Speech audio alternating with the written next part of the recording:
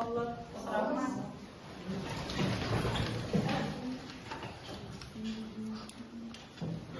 Балалар, бүгінгі Қазақстан тарихы сабағы бөліміміз Қазақстан мәдениеті, білім мен әдебиет өнері. Оны қалай деп ойласаңыздар, бұл балалар қазақ әдебиетінен ұштас болған тақырыбымыз Ахмет Байтұрсынұлы ол ұстазы тақырыбын бүгін өтетін боламыз.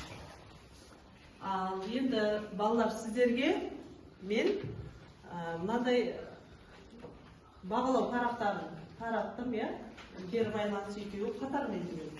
Енді кері байланыс екеуі қатармен жүрген кезде, мысал үшін сіздерге қазір үй тапсырмасын сұрағанда, біз 2 балдық жүйемен бағалаймын.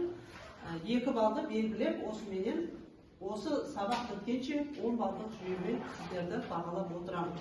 Әр тапсырма сайын балдық жүйелерін ескертіп отырамын. Сол арқылы өзіміз бағалаймыз. Жарайды. Енді өткен тақырыпты есімізге түсіретін болса, үйге қандай тапсырма берілді? Кім айтады? Сұрақтарға жауап береді. Тақырыбымыз қандай еді? Үйдегі тақырыбымыз, үйге берілген тапсырманың тақырыбы қандай еді? Балалар, өткен бірінде есімізге түсірейік. Қазақстандағы ұжымдастыру, дәл сол кезеңдегі 1928 және 32 жылдардағы Қазақстанда қандай ұжымдастыру жұмыстары жүргізілді? Ол Қазақстанда қандай зардаптарын алып келді? Біз соны өткен болатынбыз. Сол тапсырмаға балалар, тақырыпқа сіздерге үйге тапсырма бердім. Ол балалар 2 балдық жүйемен белгіленеді. Ал айта ғой, бірінші тапсырманы оқи қойшы, бірінші сұрақты. Қазақ зиялыларының кеңес үкіметі саясатын қолдануының себебі неде? Себебі олар адалдық қалады, оларға қаншама жыл өз еркілерімен жүре алмады. Екінші, ұжымдастыру қазақ халқының дәстүрлі құндылықтарына қалай әсер етті? Ұжымдастыру кезеңінде байларды тұрғылықты жерлерінен тысқары қудалау басталды. Жарайды. Отыра ғой. Келесі сұрақты кім оқиды? Ұжымдастыру қазақ халқының дәстүрінің құндылықтарына қалай әсер етті? Кеңес үкіметі жүргізген ұжымдастыру саясаты қоғамның ғасырлар бойы қалыптасқан деңгейін шайқатты. Бұл жай ғана экономикалық реформа емес, ұлттың өмір сүру салтын түбегейлі өзгертуге бағытталған идеологиялық шабуыл еді. Жарайды, жақсы. Өз балыңды бағалап отыр. Ал мына қатарлардан тағы кім? Ал қаншайым айта ғой? Галашевтың кіші қадам саясатының мәні неге деп ойлайсыңдар? Кіші қадам саясатының мәні Қазақстанда социализмнің революциялар әдістерімен, яғни жоғарыдан күштеп енгізу болды. Дәстүрлі қазақ қоғамын толығымен қайта құру. Жақсы, өте жақсы. Ал Әділбек, келесі тапсырманың сұраққа жауап. Төмендегі кестеде 1925 жылдары және 1931-1933 жылдары ашаршылыққа қатысты ақпараттар толтырылған. 1921-1922 жылдағы себептері қарулы қақтығыстар болды. Және ашаршылық жайылған өңірлер Орал, Торғай, Семей және Шығыс Қазақстан облысы Қарағандыда болды. Ашаршылыққа ұшыраған саны. Қазақстанда 600 мыңнан аса адам қаза тапты. Ашаршылық салдары. Халықтың көптеген бөлігі шетелге асып кетті. 1931-1933 жылдардағы ашаршылық себептері жайылымдарды тартып алды. Ашаршылық жайылған өңірлер барлық Қазақстанды жайылып алды. Ал қарай жалғастыршы, жарайды, жақсы. Өз балаңыз белгілеп отыр. Осы сұрақтармен, айтылған сұрақтармен келісесіздер ме? Әрине, сол кездегі Голошокиннің саясаты балалар халықтың жағдайын өте төмендетіп, әлсіретіп, осындай үлкен балалар қасіретке алып келді. Ол балалар үлкен бұл қолдан жасалған ашаршылық еді. Жарайды, жақсы балалар, үй тапсырмасын орындағанда өз бағаларымызды белгілеп отырамыз. Енді балалар, бүгінгі бөліміміз балалар, бізде қазақ әдебиетімен балалар ұштасып отыр. Соған байланысты Ахмет Байтұрсынұлы балалар ұлт ұстазы. Не себептен ұлт ұстазы деп айтылып отыр? Кім жауап береді? Ұлт ұстазы ол халықты асасы неден тәуелділіктен құтқарды. Құтқаруға жұмыс жасады. Өмірін арнады десек, иә? Нұрай айта ал. Сауатқа алып келді. Иә, сауаттылыққа алып келді. Жарайды, жақсы. Енді балалар ары қарай жалғастырайық. Бүгін біздің балалар сабағымыздың мақсаты Ахмет Байтұрсыновтың қазақ тілі білімнің негізін салушы қоғам қайраткері ретінде бағалайтын боламыз. Және бағалау критерийіне келсек, Ахмет Байтұрсынұлы тұлғасының қалыптасу жолын анықтайық. Ахмет Байтұрсынұлының қазақ тіліне деген білімін негізгі салушы қоғам қайраткері ретінде баға беретін боламыз. Және балалар, сіздерге ұялы телефондарына сіздерге YouTube желісімен қысқаша мағлұмат жібердім, соны көрсеңіздер болады. Жаңағы видео ролигімізді көріп болсаңыздар, дене жазбаны. Одан арғай сабағымызды жалғастырайық. Қазақтың 5 арысы дейді. Бұл 5 арыс туралы балалар бастауыш сыныптан бастап біз өтіп келе жатырмыз. Бұлардың бесеудің балалар мұңы, жырлар, қараңғы халықты ағартушылыққа бет бұрғызады. Ең балалар 5 арыс деп отқанымыз осы. Бұл жерде тек қана қазақ зиялылары қосылған. Бір жағы Дулатов, Ахмет Байтұрсынұлы, Мағжан Жұмабаев білеміз, балалар. Жүсіпбек Аймауытов, Шәкәрім Құдайберді ұлы сияқты ұлы тұлғалар. Бұдан да балалар өте көп тұлғалар бар. Ахмет Байтұрсынұлы кім десеңіз, балалар? Ахмет Байтұрсынұлы қоғам қайраткері, аудармашы, әдебиет зерттеуші, ақын, бірден бір тұлға балалар. Ұлт ұстазы деп отқанымыз педагог екен. Жақсы. Енді балалар, Ахмет Байтұрсынұлы тұлғасын қалыптастыру үшін қандай біздерге сөздер керек? Қазақ әдебиеті мен өнерінің көрнектілі өкілі, қоғам қайраткері. Бұл балалар Ахмет Байтұрсынұлы. Ахмет Байтұрсынұлы 1973 және 1938 жылдар арасында өмір сүрген. Ол Торғай облысы, Торғай уезінің Сарытүбек деген жерде дүниеге келген екен балалар. Ауыл мектебінде оқып, сауатын ашып, кейіннен Торғайдағы 2 сыныптық орыс қазақ училищесінде оқиды. Одан 1985 жылы Орынборға келген екен балалар. Ауыл мектебінде оқып, сауатын ашып, кейіннен Торғайдағы 2 сыныптық орыс қазақ училищесінде оқиды. Одан 1985 жылы Орынбордағы мұғалімдер мектебін бітіріп, Ақтөбе, Қостанай, Қарқаралы уезінің мектептеріне, орыс және қазақ училищелеріне мұғалімдік қызметте атқарады. Ахмет Байтұрсынұлының одан ары балалар Алаш қозғалысы тұсындағы күрестің алғы шебінде болады. Алаш қозғалысы деп отқанымыз балалар ең алғашында Алаш партиясын құрған бірден бір тұлға кім екен балалар? Ахмет Байтұрсынұлы екен. Ахмет Байтұрсынұлының өз хатпен кездесулері кезінде патша үкіметінің отаршылдық саясатының мәніне ерекше мән береді. Себебі халықтың мүшкіл жағдайын көргісі келмейді екен, бұл кісі. Бұл халықты сауатсыздықты, ең алдымен сауатсыздықты жою. Одан кейін тәуелсіздікке Алаш деген партия арқылы балалар жол ашып тәуелсіздікке ұмтылады. Сол кездегі жаңағы шығарған газеттері, жылдары Қазақ газетіндегі редактор болып жұмыс істеген 1913 және 18 жылдары халықтың өмірін, көкейтесті мәселелер осы болып жатқан халықтың сол кездегі жағдайларын балалар немен түсіндіреді, балалар осы газет арқылы үндеу жолдайды екен. Одан кейін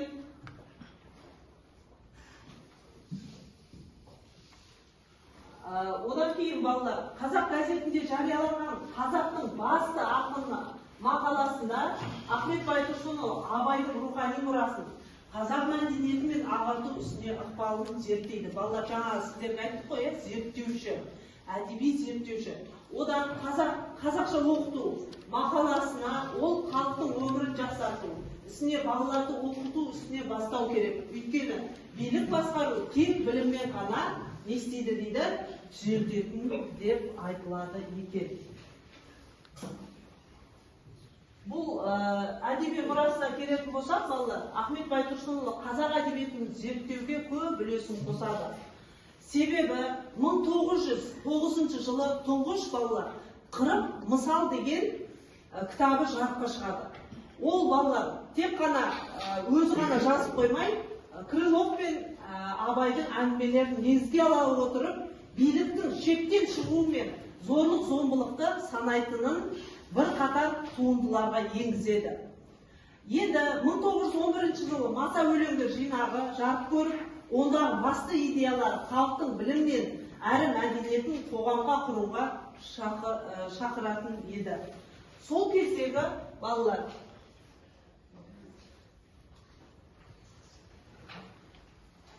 бұл жерде балалар 1910 жылы, 13 жылы Әлихан Бөкейхан, Міржақып Дулатов пен бірге қазақ газетінің алғашқы нөмірлерін шығарады.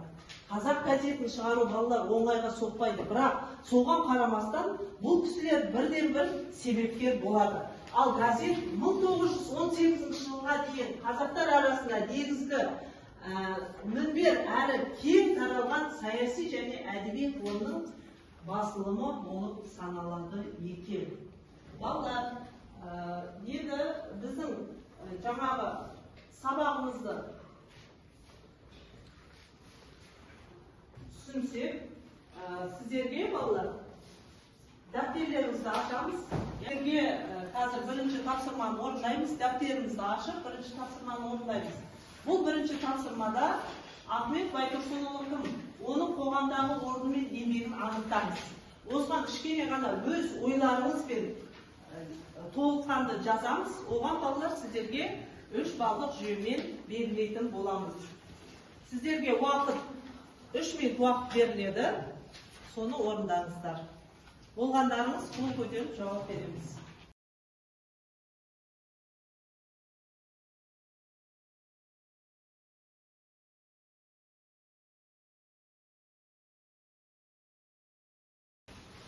Ал кім айтады, айта ғой. Ахмет Байтұрсынұлы ағартушы, ақын, педагог, қоғам қайраткері. Оның қоғамдағы орны және еңбектері көп. Ол қазақ әліпбиін шығарды. Көп мысалдар мен кітаптары көп. Мысалы, осы 40 мысал.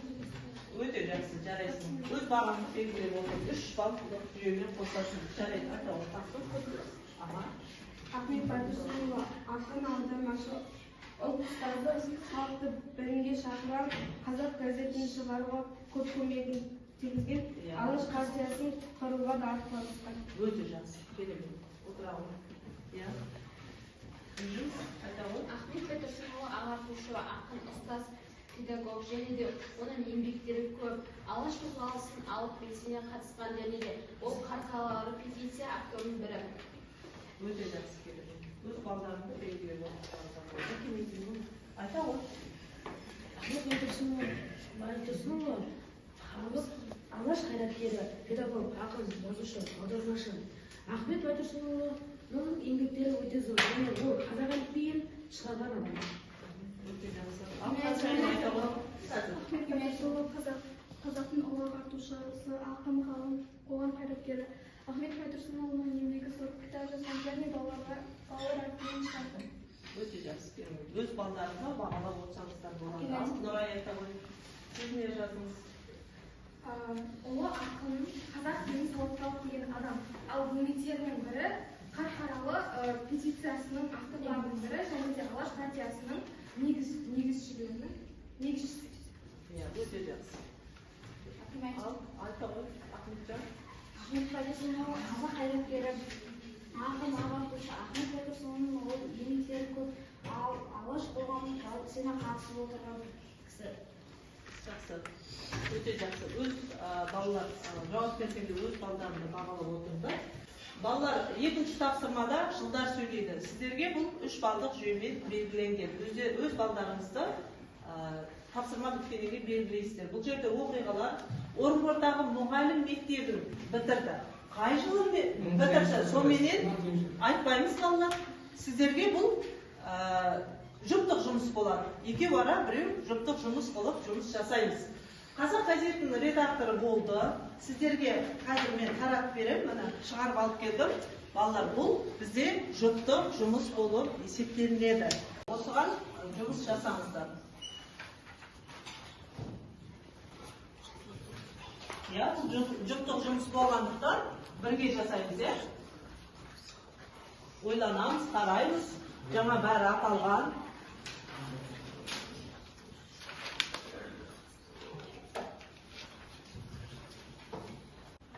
Ал, Әділбек. Ya, burada söylüyor. Okuyorlar. Orada mühendislik mektebi bitirdi. 1825 жылы. 1918 жылдары Қазақ газетінің редакторы болды. 1909 жылы тұңғыш Қырғызстан кітабы жарыққа шығады. 1909 жылы Маса өлеңдер жинағы жарық көрді. 1913 жылы Әлихан Бөкейхан және Нұрдулатұлымен бірге Қазақ газетінің алғашқы нөмірін шығарды. Өте жақсы. Отырыңыздар, бірақ әлі белгілемей тұраймыз, балалар жауабы шыққан кезде бәріміз өз балдарымыз егер дұрыс болса ғана не жасаймыз, белгілейміз. Ал сіздердің Іңкәр, Анел екеуіңіз жасаған жұмыстарыңызды айтыңыз. Орынбордағы мұғалімдер кітабын бітірдім 1985 жылы. Қазақ газетінде редактор болдым. 1913 жылы тұңғыш қырық мысал кітабы жарыққа шығады. 1909 жылы Маса өлеңдер жинағы жарық көрді. 1911 жылы Әлихан Бөкейхан және Міржақып Дулатұлымен бірге Қазақ газетінің алғашқы нөмірін шығарды. 1913-1918 жылы. Тағы тыңдайын болсын, балалар. Қаншайыммен кім, я? Алмас. Екеуіңіз жасаған жұмыстарыңыз.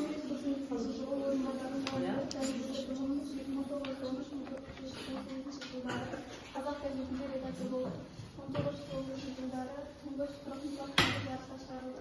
1911 жылы Маса өлеңдер жинағы жарық көрді. 1913 жылы Әлихан Бөкейхан және Міржақып Дулатұлымен бірге Қазақ газетінің алғашқы нөмірін шығарды. Өте жақсы.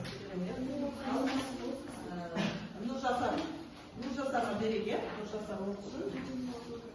Орынбордағы мұғалімдер мектебі бітірді. 1895 жылы Қазақ газетінде редактор болды. 1913-1918 жылдары тұңғыш қырық мысал кітабы жарыққа шығады. 1909 жылы Маса өлеңдер жинағы жарық көрген жыл 1911 жыл. Әлихан Бөкейхан және Міржақып Дулатұлымен бірге Қазақ газетінің алғашқы нөмірін шығарды 1913-1918 жылдары. Өте жақсы. Енді балалар, енді өзіміздің жасаған тапсырмамызға мұқият қараймыз, жауабын қарап, өз бағаларыңызды беретін боласыздар. Үш балалар. Балалар, үш балдық жүйемен белгілейміз. Қараңыздар, балалар, жауабында бұл жерде тыңдаймыз. Орынбордағы мұғалімдер мектебін бітірді. Бұл қай жылы? 1895 жылы екен. 1895 жылы белгілегенді балалар, ол дұрыс деп белгілейсіздер. Одан кейін екінші тапсырма сұрақ Қазақ газетінің редакторы болған жылдар. Бұл балалар 1918. Сіздерді дұрыс деп ойлаймын. Себебі жаңа орындарына тұрыста жауап бердіңіздер. Тұңғыш қырық мысал кітабының жарыққа шыққан жылы. Бұл балалар 1909 жылы. Одан кейін Маса өлеңдер жинағы жарық көрген жылы. 1909 жылы. Әлихан Бөкейхан мен Міржақып Дулатұлымен бірге Қазақ газетінің алғашқы нөмірлері шыққан жыл. 1913 жыл. Балалар, араларында қате кеткендері бар ма? Жоқ. Қате кеткендері болса, түзету жұмыстарын жасаңыздар да, өз балдар, мысалға бір қате кететін болса, ол екі балдық жүйеменен белгілейсіздер. Түсіндіңіздер ғой, енді өз балдарыңызды белгілеп қосып отырыңыздар. Екінші тапсырманы болсақ, балалар, Дінмұхамед айта ғой. Дінмұхамед. Бұл жерде қазақ халқының өзінің тұрмысы несі өзінің жағдайына қарай екіге бөлінген. Иә. Бұл жерде қазақ халқы әр жаққа шашырап келсе, сонымен қатар өздері не жасайды? өздері қаншама ашаршылыққа ұшырап келсе, көңілмей. Жарайды. Жақсы. Ал, Нұрислам айтады. Қазақ халқының тағдыры сынымен суреттелді. Ақын Құдайымыз балалар. ойлануға, талаптан алға ұмтылуға шақырды. Өте жақсы, керемет.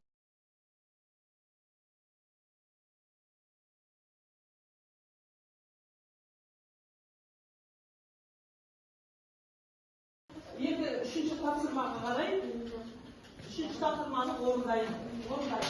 Енді сіздерде балалар кітаптарыңыздың соңғы бетін ашсаңыздар, тапсырмадағы соңғы бетті ашсаңыздар, мына жерде жаңағыдай QR-код арқылы берілген өлеңді төмендегі сұрақтарға жауап беріңіздер.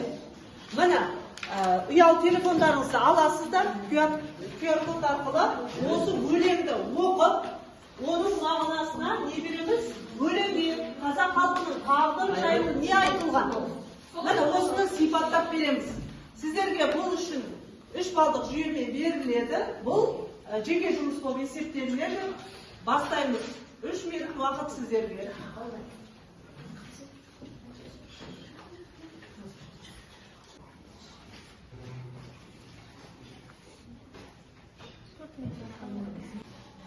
Ал балалар, уақыттарымыз болды. Кім дайын? Ал, Әділбек. Жылда сөйлейді, оқиғалар. Орынборда мұғалімдер мектебін бітірді 1805 жылы. 1908 жылы. Слабик. Өлеңде қазақ халқының тағдыры сыналады.